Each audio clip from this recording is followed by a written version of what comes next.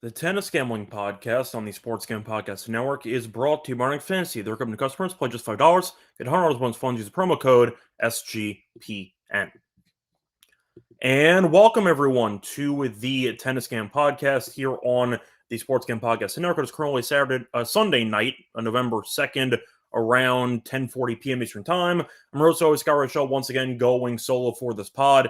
Time to get into the two tournaments taking place over the next week in Athens and in Metz. We're going to break down the outrights. We have quarter odds, 7 out of 8 quarters. So we're going to get into those in a second before we get into our actual outright picks to win the event. Then we'll get into the lock and dog picks for the first round. Before we get into any of that, though, a brief reminder: support the show by subscribing on YouTube. Reminder, you also have a rating and review on Spotify or Apple. And a reminder, you can also check out the SGPN merch store for a lot of great tennis merch. We have sweatshirts, we have t-shirts, we have mugs, different colors, very affordable. I think you'll enjoy the selection we have. Check it out on the merch store. Plus, a reminder for the actual SGPN content: the NFL, MLB, NBA, college football, and NHL are all live, and we've got podcasts giving out free picks for everything. Subscribe to the SGPN feed to catch every episode wherever you do get your podcast, Spotify, Apple, you name it. But check out the SGPN feed to catch every episode wherever you do get your podcast. So, starting off with the recap of what happened in the last episode, we did skip the final for Paris because, to be honest, Sinner was about minus 1,100, and I feel like everyone thought he was going to win. So I didn't bother. I just thought it was a waste of time. So I didn't bother recording an episode there. Apologies if you were waiting for it, but Sinner being minus 1,000 in an ATP final felt like a waste of time. So either way, I ended up not recording it. But for the recap of the semis, was not good for the lock and dog. For the lock, we had Zverev over half a break at minus 150 against Sinner. Wasn't close. He won one game in the entire match. Lost 6-0, 6-1. Zverev was clearly injured. He couldn't move, did not quit, and he ended up losing. He had a 15-30 at one point, but it didn't really matter. Point is, Zverev was below 100%. I'd say he was at about 40, and he got buried, so didn't end up getting the winner there. For the dog, pretty annoying loss. We ended up going with the same game parlay for the team totals with Bublik and Felix, both to go over their individual team totals at 12.5 at plus 153. It looked good. First set went to a tiebreak, and Bublik led 4-1 in the second set after losing the first set. So we're actually on a very good pace to win. And then Bublik lost 5 games in a row. So he went from up 4-1 to losing 6-4, and Felix won in straight sets. Can't really call it a brutal beat, but anytime you have a 7-6 followed by the guy who lost the first set, leading 4-1 in the second set, you're in a great spot. And then Bublik unraveled and lost 5 games in a row. So picked up a loss there for the dog. Now, for the recap of the final, Sinner won. What else is new? We ended up giving him out to win the event at plus 125. Went back to all reliable. We picked Sinner and Alcaraz to win. When they're in the same event together, we pick nobody else, and we collect profit. That's kind of how it goes. We had Sinner and Alcaraz to win the event. Alcaraz lost first round. Didn't matter, as Sinner did eventually win the entire event pretty easily. Sinner had some illness or injury concerns earlier in the tournament. Never dropped a set, so really never threatened at all. Beat Berg, Cerundolo, Shelton, Zverev, and Felix all in straight sets. So pretty straightforward for the new number one player in the world. Sinner did surpass Alcaraz again for number one. Congrats to him. But Sinner faced 0 break points. He won 91% of his first serve points. It was pretty anticlimactic. Felix got broken in the first game of the entire match, and that was the only break of the entire match. We know that Paris was playing more slowly than I'd say people anticipated, but it didn't matter. Everyone held, and Sinner was never really threatened. So Sinner ended up winning 7-6, 6-4, 6-4, 7-6. So really never a doubt for him. Had a couple of breakpoint chances in the second set. Didn't convert, but it didn't matter in the end. Sinner's too good, end of the day. And Felix played well. We'll see what happens over the rest of his calendar season. He was fighting for Turin. He officially dropped out of Metz. So we'll see how Musetti does to potentially surpass him. But either way, Felix did lose in the final. Played well. No shame in that. But Sinner's too good. And Sinner eventually did win in straight sets. I feel like even though I didn't do an episode on the match, it was very predictable. I know the spread was 4.5. Felt pretty large. I saw Sinner team totals at 12.5. I think most people like the over on that. And they like Felix to hang in there. Yet at the same time, nobody thought Felix would win. And Sinner won in straight sets. So it was kind of the exact prediction you might have expected going in. Just Sinner winning one close 7-6, 7-5 set, and Sinner coasting in straight sets. It's what we got. So either way, once again, nice job by Sinner, new number one in the world again, and we'll see how long he holds on to it, and we'll see how he looks entering the ATP Tour Finals at the end of the year. Anyway, looking at any other, I'd say, news worth talking about. If you are following the women's tour, of course, WTA finals are happening right now. And first of all, shout out to Mboko, who was struggling after her insane run in the 1000 event earlier this year in Canada. And then she kind of went off the grid, came back, and she won a 250. Beat Buxa in the final in 3 sets. So nice job by her. For the WTA Tour Finals, we saw Pegula look good, ended up beating Goff in 3 sets today. Shout out to Goff, 17 double faults. Yeah, that's very on brand for her. You saw Sabalenka kill Paolini, so that was something that was, I'd say, kind of expected, but still only dropped 4 games in the process. Besides that, though, Swiatek destroyed Keys, and Rybakina destroyed Anisimova. So nothing too shocking so far. Rybakina, we know, very solid hardcourt player. Swiatek, number one player, either her or Sabalenka. They all won in straight sets, but Pegula beating Goff in 3 was a bit surprising, but Goff double faulting 17 times was definitely not surprising at all. Anyway, that's going to wrap it up for the actual recap of what happened. Once again, sorry I didn't record an episode if you're waiting for it, but Sinner being minus 1,000 in an ATP 1,000 final, what's the point? I just feel like at the end of the day, if you're looking at Sinner, who's probably going to win, because Felix, no offense, I don't think is good enough to beat Sinner. We saw him win a set against him in the US Open before losing in 4, but I think everyone thought Sinner was going to win, and the price tag made him unbettable, so I didn't bother. So apologies once again, but it is what it is. We'll move on into what could be 2 very open 250s. If you're trying to win some outrights, by the way, for the rest of the tennis season, you're running out of time. Not many actual tournaments left on the calendar for the update here. The only 2 events left in Athens and Metz. Then you have the ATP Finals taking place the week after. So we're going to go right into the ATP Finals after we end up finishing with Athens and Metz. And of course, you have the Next Gen Finals taking place in the middle of December. But that's it. So the final ATP ATP Finals, Next Gen Finals events are happening right now. We're going to get into that in a few minutes. Before we get into the actual preview of Athens and Metz, a reminder they're brought to you by our sponsor, which is MyBookie.ag. So using to bet on football, basketball, tennis, hockey, you name it. College basketball, by the way, starting tomorrow. So if you want to also bet on that, you can. And a reminder, they're prop builder, so you can check out props for different sports as well. You can also use crypto for funding your account and for getting nice payouts with crypto. Head to MyBookie.ag. Use code SGPN when you sign up for 100% bet bonus up to $500 for your customers. MyBookie.ag, promo code SGPN. We're also brought to by Novig, which is the number one prediction market for sports in America. Get some great prices, reduced juice for different bets that you can definitely find. Novig's available in 3 of states. Make sure it's available in your state. Download the app when you do so. Get $50 when you spend just $5 if you use our promo code SGPN and then actually Novig, promo code SGPN. Welcome back, everyone, to the Tennis Game Podcast. Finished going through the recap of the Paris final, where Sinner ended up winning again. Time to move on into the preview of Athens. Now, normally, for the events, I will start off with a brief history recap of who ended up winning in previous years, who made the final, etc. Not too much to go with here, because the event is brand new.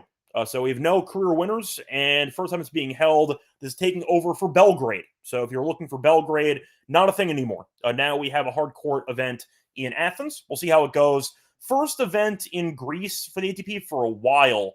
I want to say like 20 years, give or take. But the point is, we're back here in Athens. Hopefully it ends up being a fun inaugural season for the tournament. Now, for the actual history, once again, it's pretty non-existent. Looking briefly at how the qualifying went, the court speed seemed decent. I'm not going to say that they were very fast, like Cincinnati, but they also weren't very slow, like Paris. I'd say somewhere in the middle, so kind of just a default hard court for me. We might see it potentially play a bit differently, because qualifying, you also have some, I'd say, underwhelming players. We'll see how the elite servers do on the courts here. Seems to be, I'd say, maybe a little bit above average, but pretty close to it. So it should be a pretty regular hard court tournament. Now, for the first quarter, Djokovic is here, by the way, in the event. Djokovic is minus 188 to win the first quarter. Borges is minus 450. You have Tabilo at 5-1, Spizzirri at 10-1, and Desir at plus 2,000. So for the path, Joker has the bye. Then he plays Tabilo. He's actually been good against him in the past. Then you have, on the other half, you have Borges, who won today, playing the winner of Desir and Spizzirri.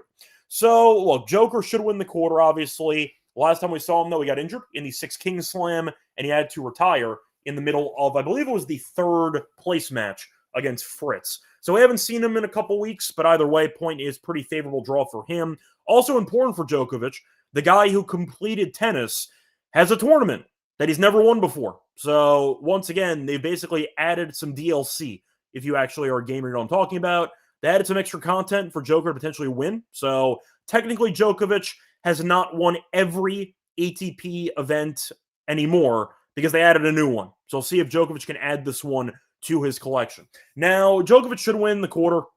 Simply put, I like him at minus 188. It's expensive. I think he should win it. However, since the last time we saw him, he was injured. I am going to leave a little bit of a plan B option. Tabilo at 5-1. He's been pretty good against Djokovic in the past, and if you think Djokovic is going to struggle, I think it might be early on. Maybe he comes out rusty. Tabilo had a marathon win against Walton in the first round, but they faced off 2 times in their careers, both on clay within the last year or so, and Tabilo's 2-0. Now, once again, both on clay, so not exactly a fair comp, but Tabilo won't be intimidated, so I don't mind him at 5-1 as a long shot for the quarter, but Djokovic should win, but in case he's not 100%, I kind of went for a backup option. Moving on to the second quarter for this one. Nagashima is the favorite at plus 120. Opelka at 3-1. Giron 4-1. Hanfman 5-1. Caprivo at 12-1. Martinez 18-1. And Ivanov at 66-1. So for the actual draw, Nagashima's path's pretty good. Has a bye, then Giron and Martinez. Giron's not been good lately. Martinez has been god-awful lately. Nagashima should be favored. I looked at the head-to-head numbers. Nagashima is, I believe, undefeated against Giron. I think he's 2-0. Might be 3-0, but I know that he has a winning record against Giron. For the other half, though, I mean, Opelka got a pretty lucky draw because Capriva is a lucky loser who filled in, who's not really that great on hard court, filled in for Morozin. Morozin, Opelka would have been a good match, but instead we got Capriva, who's more of a clay guy. So we'll see how Opelka looks. Decent favorite there. Hoffman has been pretty decent lately. With the qualifying, look good. Ivanov's a complete unknown. So you're looking at a couple of names that look, I'd say, familiar. But the question is, how much do you trust these guys to actually make a good run? Now, for the path, I got to mention Nakashima at plus 120. I mean, the draw is very nice. A bye followed by Giron or Martinez.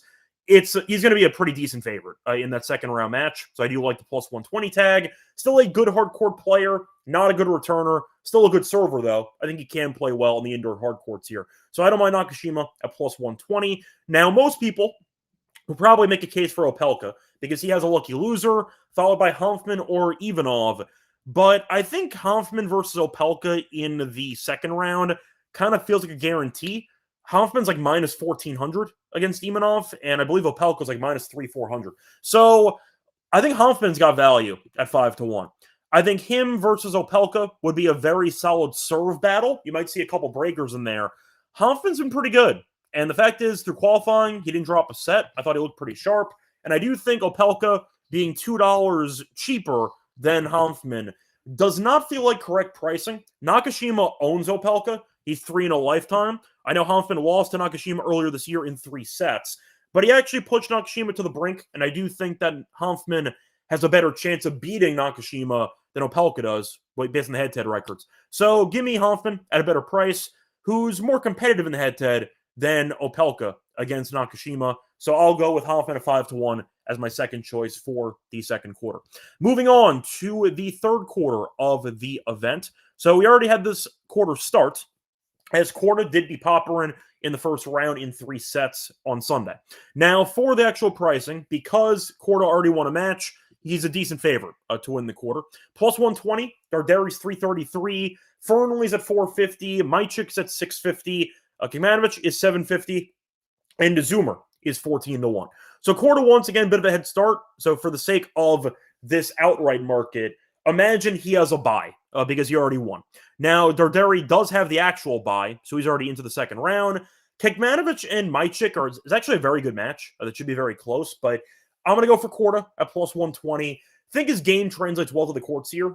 We haven't really seen much of a sample from the courts, but seems pretty balanced. It feels like it might have some type of blend between firepower and consistency. Korda, I know, can be, of course, a head case, but he does have overall solid hardcourt talent, and I think that should translate to the courts here. But I like the draw of 4 Korda. You're looking at Mychik and Kekmanovic on the other side, potentially beating Darderi. He has DeZumer or Fernley. Fernley's not been good for months, and DeZumer we know is more of a clay guy. But he did push Felix to a final set breaker in Brussels a couple weeks ago.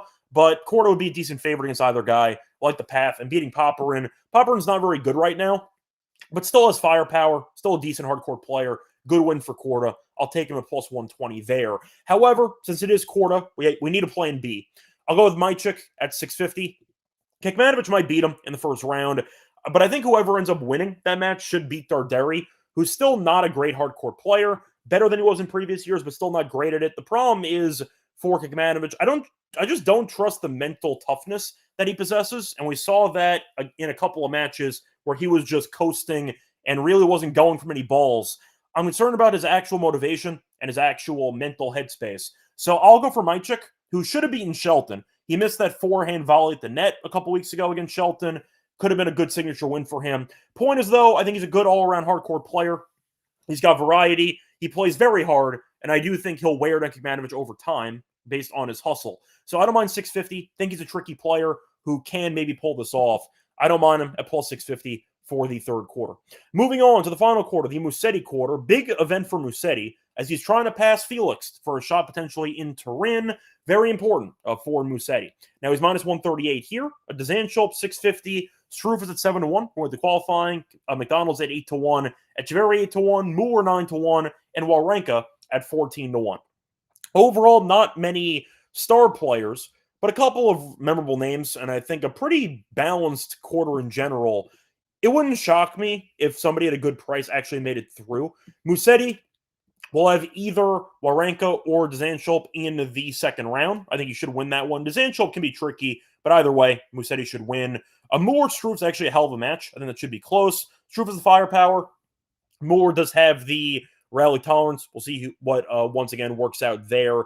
McDonald at Echeverry. I think Echeverry should win. McDonald's not been very good lately. Winter qualifying, we'll see how that goes. But Muller, Struff, McDonald, and Echeverry in the same immediate quartet.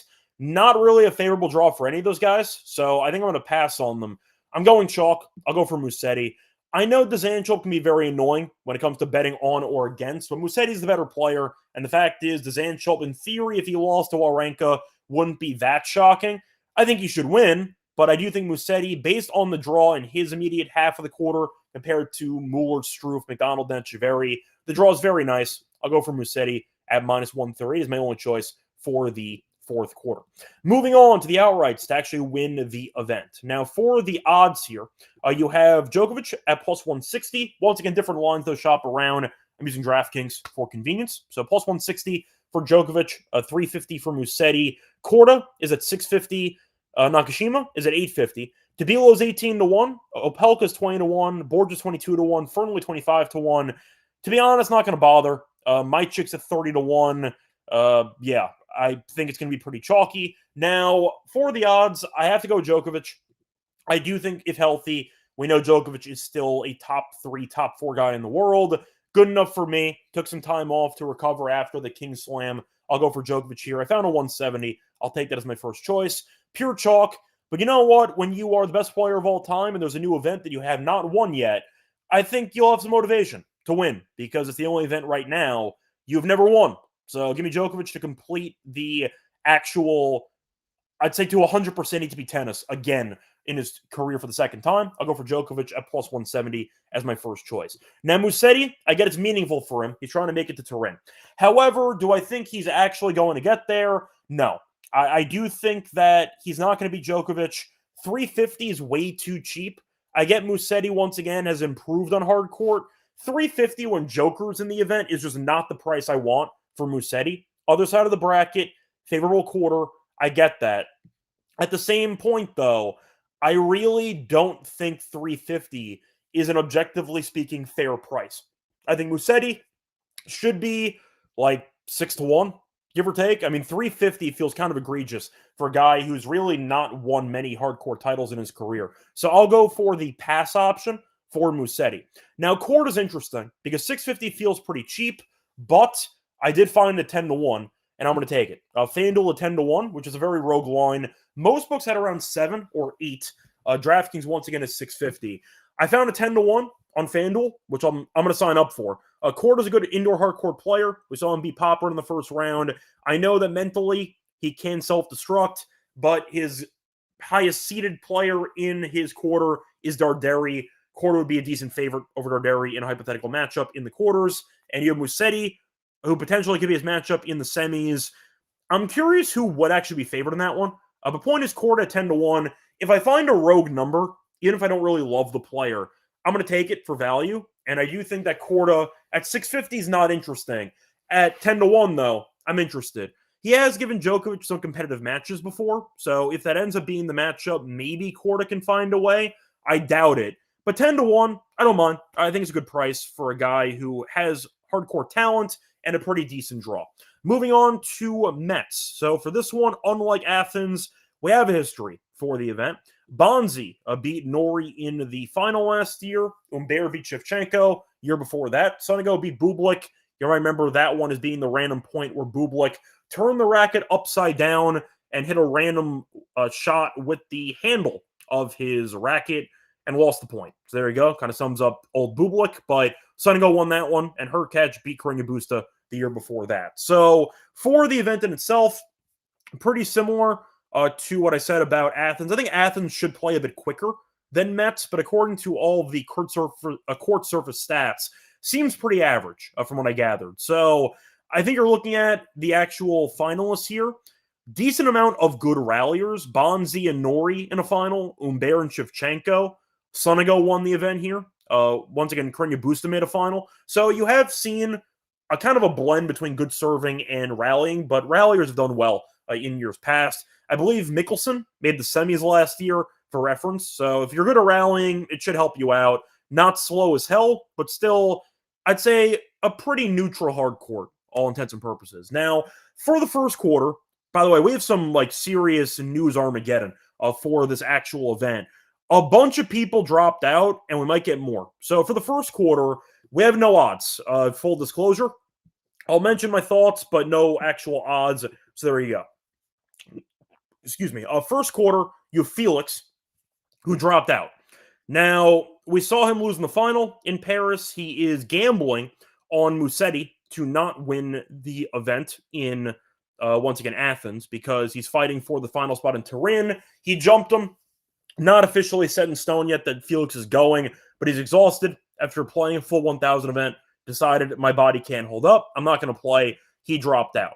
So we're going to see who takes his place, but for the sake of the first quarter, they never reopened odds. So that's kind of why we have a complete, I'd say, question mark for the odds for the quarter. But the quarter is very weak. You have Jacquet, Van Asche, you have Kaza, who ended up beating Manarino in the first round, and you have Royer versus Nori. Fun match in the first round between Royer and Nori.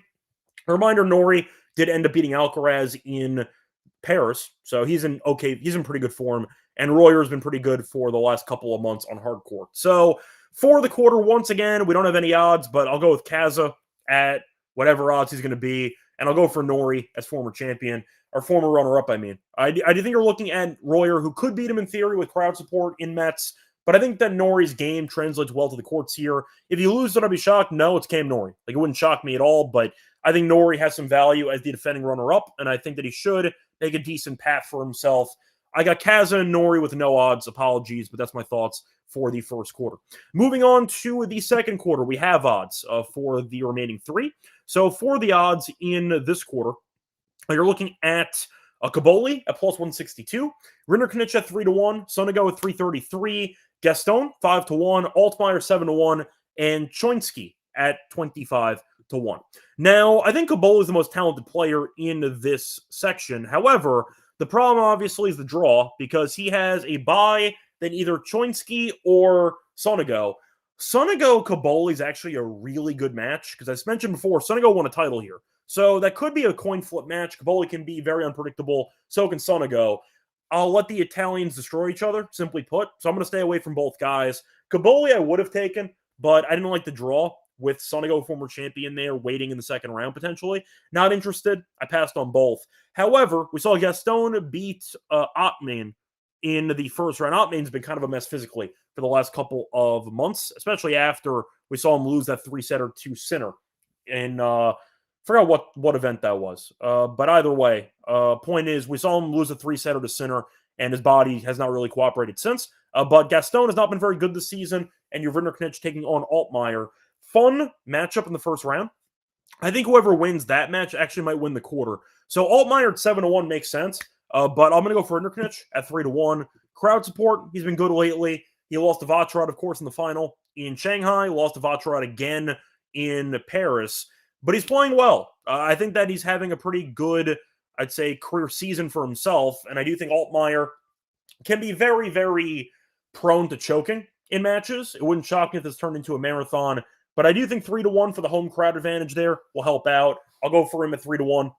We saw that he made the final. He's made a couple of ATP semis before. Don't mind it, and I think the environment's good for him. Give me Rinderknecht at 3-1 as my only choice for the second quarter. Moving on to the third quarter. Now, Bublik, as of right now, is playing. Remains to be seen. We saw him lose 5 games in a row against Felix, and he's still fighting for an alternate spot in Turin.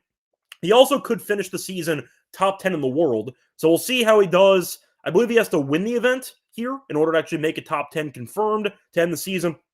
But as of right now, he's active. If he drops out, then it voids what is what it is. So for the third quarter, Bublik minus 110, Pericard plus 333. Blocks is at 375. Kovacevic 850. Pizarro 12-1. Tabor 28-1. And Sacco at around 40-1. Now, Bublik's my choice, simply put. Best player here by a mile. And Pericard has not been very good the entire season. Been playing slightly better lately, but Bublik is better than him, objectively speaking. Bublik, once again, if he drops out, avoids, and you might want to go for Pericard instead. But for the actual quarter, it's very weak. I mean, Kovacevic made a couple finals this year, inconsistent. Blocks is a complete, I'd say, challenger guy. Pizarro qualifier, Tabor qualifier. Like, nobody here is worth a damn. Pericard, we know, is a one-trick pony. Bublik is a fringe top 10 guy in the world. I think he tries to make the top 10 to finish the season. So I like Bublik here, minus 110 by himself. I like the draw. I think it's a very weak quarter. I think it's a good opportunity for him to get the job done in the third quarter. Moving on to the fourth quarter, which might be the most open quarter, a pretty competitive quarter from top to bottom. So for the fourth quarter, this was initially the Medvedev quarter. Now, according to some reports, Medvedev dropped out. So we're going to see if that's actually true or not. I believe it is. I saw a different amount of sources confirming it. In theory, it might not have mattered because his kryptonite Tien might be waiting for him in the second round. But as far as I know, Medvedev has dropped out. So that's why the quarter is very open. Tien is the favorite to win the quarter at 187. So once again, it was Medvedev. Now it's not because he dropped out. Tien plus 187. Moutet 250. Berrettini 3-1. You have a complete unknown at 650. Chargu.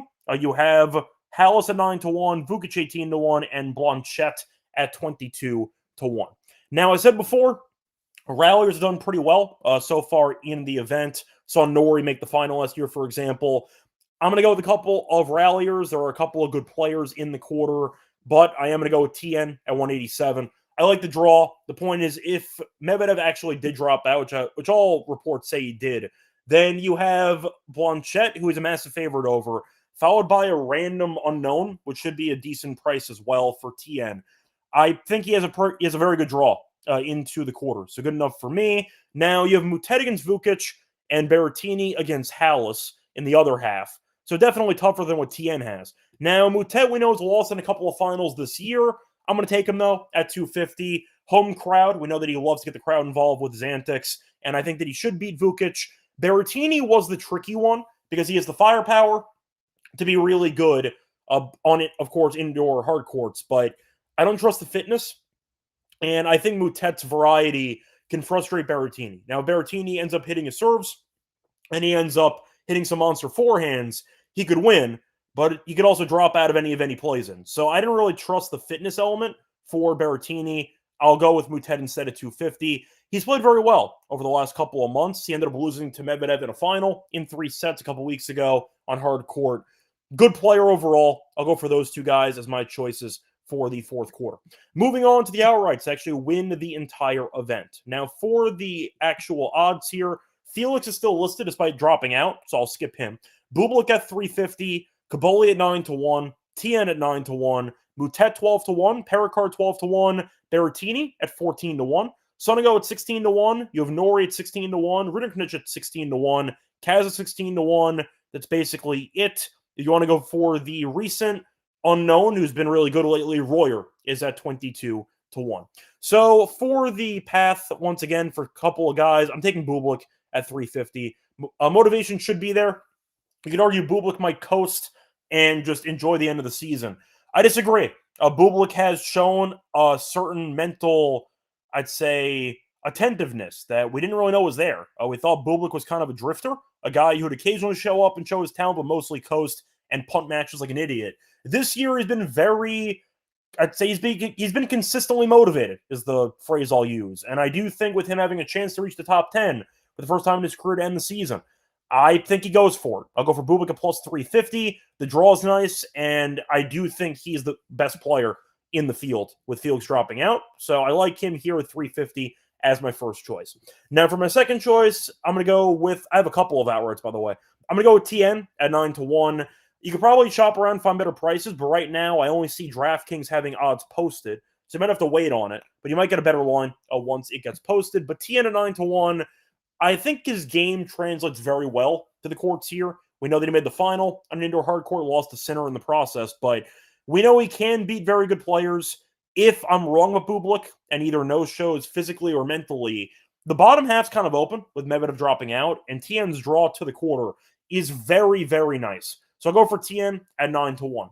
I'm going to throw in Mutet at 12-1 because I do think with him being a good indoor hardcourt player, with him having the French crowd behind him, I think he can beat Tien potentially. They had a bit of a marathon recently. Tien's good in the head-to-head against them, but it's only 2-1, I believe. Point is Mutet, I think at 12-1 is a decent price. He's been really close to winning a title this season, and I think Metz could be a decent opportunity for him. We have seen a Frenchman win the last 2 years with Bonzi and with Humbert, so maybe Mutet gets it done at 12-1. And you know what? For the last choice, give me Nori at 16-1. Bit of a flyer there, defending runner-up. We saw him beat Alcaraz last week. I think the form's pretty good, but I am going to go with a couple of outrights here. 3 similar players with Tien, Mutet, and Nori. So I'm going to try to go into the rally skills resulting in winning. But once again, I got 4 outrights here for Metz because there's so many question marks with the actual dropouts and who's actually staying in. Bublik maybe drops out last minute. Who knows? But Medvedev dropped out. Felix dropped out. A lot of question marks here about the actual draw. I think it's open, and I'm going to bank on it. So once again, my outright choices for, once again, Metz, I'm going to go with Bublik at 350. I'm going to go with Tien at 9-1, Mutet at 12-1, and Nori at 16-1. It's going to wrap it up for the show, though. A reminder, though, it's going to wrap it up for the outrights, actually. Time to move on into the lock and dog picks. Before we get into the lock and dog, I'm brought to you by our sponsor, Arnold Fantasy. So you can do fantasy pick entries, chance to win 5,000 times your entry, pick higher or lower in your favorite player stats. Also, check out the new offer they have for new customers. Play just $5, get 100 bonus funds. Use promo code SGPN. We're also brought to you by Rhythm. So they're crushing in college football, NFL, and now they added NBA. They're giving away weekly cash prizes just for tracking your bets every week. So once again, check it out. Track bets, and you can get some money in return. Track 5 bets of the same type of model you built, and you can win $1K. Also, we have a promo code discount with Rhythm. Use code SGPN25. You download the app for quarter first month. Download Rhythm. Once again, promo code SGPN25 for a quarter off your first month. Welcome back, everyone, to the Tennis Game Podcast. Finish going through the outrights for Athens and for Metz. Time to move on into the lock and dog picks. So for the lock, I'm going to go to a matchup that looks very, very scary in the first round. But you know what? I got to back the actual spot. I'm going to look at the Giron match against Martinez, and I'm going to go with Giron in straight sets, or in other words, I'm going to go with Martinez to not win a set at minus 136. Now, FanDuel went rogue. FanDuel is this a 136. Every other book has Giron straight sets at about minus 150, minus 160. Now, Giron recently has not been very good. I'm aware of it. However, decent competition. So he faced off against Altmaier, ended up losing. Faced off against Chapo, lost in 3 sets. And Fokina, lost in 3 sets. Fokina we saw make the final in Basel, so we know he's a good indoor hardcourt player. Chapo won an indoor hardcourt title earlier this year in Dallas, so good indoor hardcourt player as well. Giron, has he been good this season? No, I'm aware of it. However, I do think his actual game is best suited for hard courts, and I do think that with the recent tough schedule with Altmaier, Chapo, and Fokina, winning a set against Fokina and Chapo, I think it's a pretty good opponent for him to beat up on to get some confidence back. Martinez has been awful recently. He's a clay specialist playing on hard court. It's been an ugly going for him. He's 1-9 in the last 10 matches overall. He's lost 4 straight matches in straight sets, and I believe he has lost 6 in a row on hard court. So Martinez has been really going through it, physically not playing that well. He's getting buried match in, match out, 4 straight in straight sets, and now he's against Giron, who can be a head case, but still a pretty good overall hardcourt player, and we know that he has some rally tolerance as well. Martinez, not a great server, think he'll struggle here, but a guy who's lost 9 of the last 10, 4 straight in straight sets to not win a set, compared to the market, saving about 20 cents. Great price. I got to take it for value. Give me Giron in straight sets at -136 as my lock for the show. For the dog, I'm going to go to a match between Kovacevic and Tabor. Give me the over 2.5 sets at +135. Kovacevic has been a marathon man. He never makes it easy on himself, despite making it to 2 finals this season on the ATP Tour in Montpellier and in Mexico. But Kovacevic has lost at least 1 set in 13 straight matches. 13. He's had a bunch of 3-setters in there, but the point is he's a favorite in the first round against Tabor. He has dropped sets regularly, 13 straight. I'll gamble on that. Kovacevic, we know, can be very up and down. I see that happening here, so I do like the historical trend here in favor of the over. Plus, Tabor has had a couple of marathons recently. 3 of his last 4 matches did not end in straight sets. I'm going to play the trends here. Kovacevic, though, is a favorite, is really not that trustworthy. He tends to win, but when he does, it's a 3-set marathon. And the fact is, when you've lost a set in 13 straight matches, I think that the over 2.5 sets is value. I'll go for that as my dog for the show. So once again, the lock and dog picks. The lock's going to be on Martinez to not win a set, or in other words, Giron 2-0 at -136 on FanDuel. For the dog, I'm going to go with Kovacevic and Tabor over 2.5 sets at +135. So we're going to wrap it up for the show. Back once again for the quarters in Athens and in Metz. Till next time, you can find me on Twitter at Radio. Don't forget to like, subscribe to the YouTube channel, the SGPN Tennis Game Podcast channel. And a reminder, check out the podcast, Spotify, and Apple. Leave a rating and a review. Till next time, good luck to all of you and all of your